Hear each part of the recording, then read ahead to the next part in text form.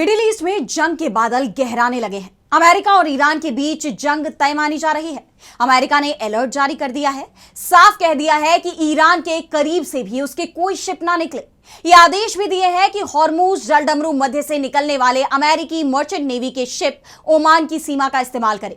वहीं दूसरी तरफ ईरान ने भी अमेरिका को चेतावनी दे दी है कि बातचीत की आड़ में इस बार वो धोखा नहीं खाएगा। अगर हमला हुआ तो तुरंत पलटवार किया जाएगा।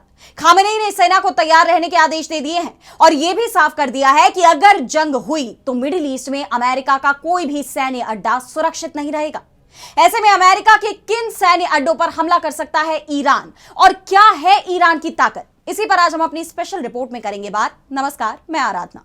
तो शुरू करते हैं हमारी एक खास रिपोर्ट और बात करते हैं ईरान की।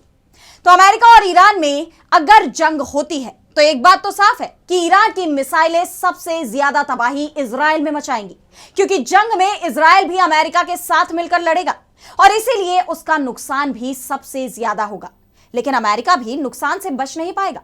ईरान के पास भले ही ऐसी कोई मिसाइल अभी नहीं है जो अमेरिका तक मार कर सके, लेकिन मिडिल ईस्ट में अमेरिकी सैन्य बेसों पर हमला करने की ताकत जरूर ईरान में है और इसका नजारा वो जून 2025 में दिखा भी चुका है, जब कतर में बने अमेरिकी सैन्य बेस पर ईरान ने हमला किया था। और सबसे बड़ी बात तो यह है कि ईरान ने यह हमला करने से पहले कतर को बता भी दिया था कि हम ऐसा करने वाले हैं। लेकिन इस बार ईरान का हमला होगा तो बिना किसी चेतावनी के होगा, यह तय माना जा रहा है, जिससे अमेरिका को संभलने का मौका तक न मिले। और यही वजह है कि अमेरिका और इजराइल दोनों की तरफ से कोशिश हो रही थी कि किसी भी तरह से ईरान के मिसाइल कार्यक्रम को बंद कराया जाए। ईरान के साथ जो बातचीत शुरू हुई उसमें उसके मिसाइल कार्यक्रम को शामिल कराने पर डोनाल्ड ट्रंप जोर दे रहे थे, लेकिन ईरान ने साफ कह दिया कि इस मुद्दे पर हम कोई बात नहीं करेंगे। अगर अमेरिका जंग चाहता है तो जंग ही सही।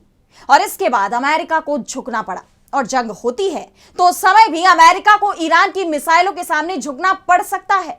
दरअसल ईरान की जिन मिसाइलों का खौफ अमेरिका के अंदर दिखाई दे रहा है उसकी रेंज 2000 किलोमीटर तक की है और इस रेंज में पूरा मिडिल ईस्ट ईरान के निशाने पर आ जाता है। और सबसे बड़ी बात तो यह है कि ये मिसाइलें ठोस ईंधन वाली है जो जल्दी लॉन्च हो सकती हैं और अगर जंग हुई तो मिडिल ईस्ट का हर सैन्य बेस ईरान की मिसाइलों के निशाने पर होगा। अगर ईरान को इजराइल पर हमला करना है तो ऐसी स्थिति में उसे अपनी लंबी दूरी वाली मिसाइलें, यानी जिनकी रेंज 2000 किलोमीटर की है, उनका इस्तेमाल करना पड़ेगा। लेकिन अमेरिकी सैन्य बेस के लिए उसकी कम दूरी की मिसाइलें भी हमले में इस्तेमाल हो सकती हैं, क्योंकि कई अमेरिकी सैन्य बेस तो ईरान से कुछ 100 किलोमीटर की दूरी पर ही हैं। ऐसे में कम दूरी की मिसाइलें भी गहरे घाव दे सकती हैं। जिन मिसाइलों से अमेरिकी सैन्य बेस को ईरान निशाना बना सकता है उनकी बात करें तो इसमें पहला नाम देशफुल मिसाइल का है। इस मिसाइल की रेंज 1000 किलोमीटर की है। ठोस ईंधन से चलने वाली इस मिसाइल को इराक, ओमान, कतर, यूएई के अमेरिकी बेसों पर हमला करने के लिए इस्तेमाल किया जा सकता है। इसके बाद फतह-1, हज कासेम और खैबर शेकन मिसाइलें मध्यम रेंज वाली हैं। इनकी रेंज देशफुल से ज्यादा है, ये 1400 किलोमीटर तक हमला कर सकती है।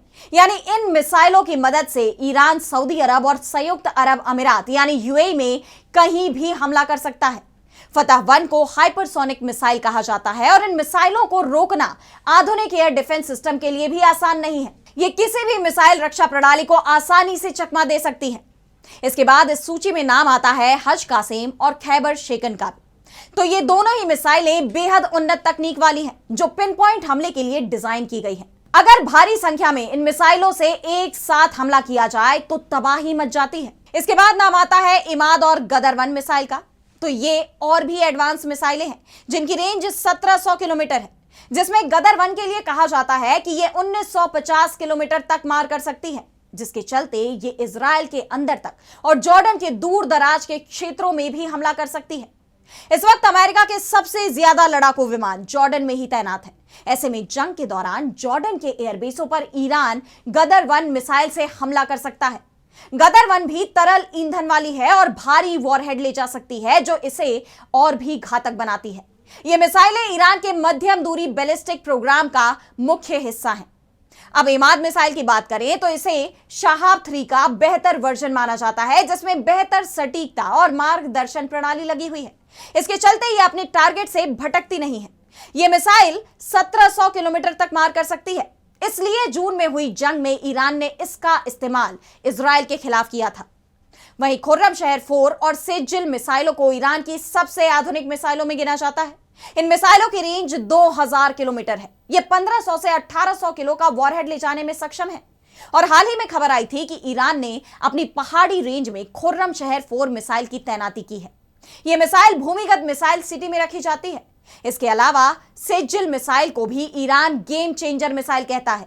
ये दोनों ही मिसाइलें हाइपरसोनिक मिसाइलें हैं। जून में हुई जंग में अमेरिका और इजराइल के डिफेंस सिस्टम इन मिसाइलों को रोकने में अधिकांश बार नाकाम साबित हुए थे।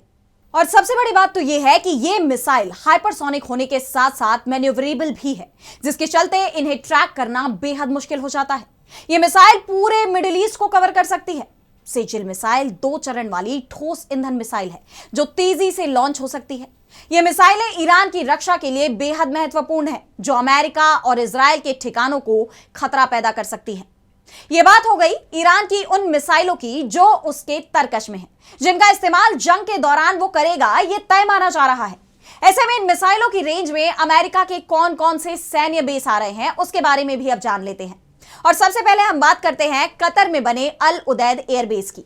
तो कतर का अल उदैद एयरबेस अमेरिकी सेंट्रल कमांड का मुख्यालय है। यहां 10,000 से ज्यादा अमेरिकी सैनिक तैनात हैं। ईरान की मध्यम रेंज वाली मिसाइलें यहां आसानी से तबाही मचा सकती हैं। इराक में बना अमेरिका का एन अल असद एयरबेस भी आसानी से ईरान की मिसाइलों का निशाना बन सकता है। इराक में यह अमेरिका का मुख्य सैन्य अड्डा है। यहां पहले भी ईरान हमला कर चुका है, लेकिन इस सैन्य बेस से अमेरिका लगातार अपने सैनिक कम कर रहा है। इस साल के सितंबर तक अमेरिका की पूरी फौज को इराक छोड़ना है। ऐसे में यहां अमेरिका का डिफेंस बेहद कमजोर है। इन हालात में इराक में अमेरिकी सैनिक ईरान का आसान शिकार बन सकते हैं। और इस सैन्य अड्डे की ईरान से दूरी भी मात्र 1000 किलोमीटर है। ऐसे में ईरान से छोड़ी गई मिसाइल की प्रतिक्रिया देने का समय भी अमेरिका को बहुत ज्यादा नहीं मिल पाएगा। अब बात करें कैंप अरिफजान और अली अल सलेम एयरबेस की, तो ये दोनों एयरबेस कुवैत में बने हुए हैं। यह अमेरिका के लिए लॉजिस्टिक सपोर्ट का काम करते हैं। यहां सैन्य सामग्री और विमानों का केंद्र बनाया गया है, जिसके चलते ये दोनों ही सैन्य बेस ईरान का आसान निशाना माने जा रहे हैं। वहीं बहरीन में बने यूएस नेवल सपोर्ट एक्टिविटी पर अमेरिकी 5वीं फ्लीट का आधार कैंप है। यह ईरान से करीब 1400 किलोमीटर दूर है, यानी ईरान की आधुनिक मिसाइलों की रेंज में है। अब बात करें यूएई के अल धफरा एयरबेस की, तो यह भी ईरान की मिसाइलों की रेंज में है। इसकी दूरी ईरान से करीब 2000 किलोमीटर है। यहां ईरान के खुफिया और लड़ाकू विमान हमेशा तैयार खड़े रहते हैं। इस एयरबेस पर हमले के लिए ईरान खुर्रमशहर 4 और सेजिल मिसाइल का इस्तेमाल कर सकता है। इसके अलावा अमेरिका के और भी कई सैन्य दूरी ईरान से 2000 किलोमीटर की है और इन सभी एयरबेस पर ईरान आसानी से हमला कर सकता है। इन सैन्य बेसों पर अमेरिका के 50,000 से ज्यादा सैनिक तैनात हैं। इसके अलावा अमेरिका ने अपनी सैन्य उपस्थिति को यहां तेजी से बढ़ाया भी है। ऐसे में अगर जंग होती है तो यहां अमेरिका को जबरदस्त नुकसान हो सकता है। इसी साल अमेरिका में मिड टर्म पोल भी होने हैं। ऐसे में डोनाल्ड ट्रंप नहीं चाहते हैं कि जंग हो और उसमें अमेरिका को नुकसान हो।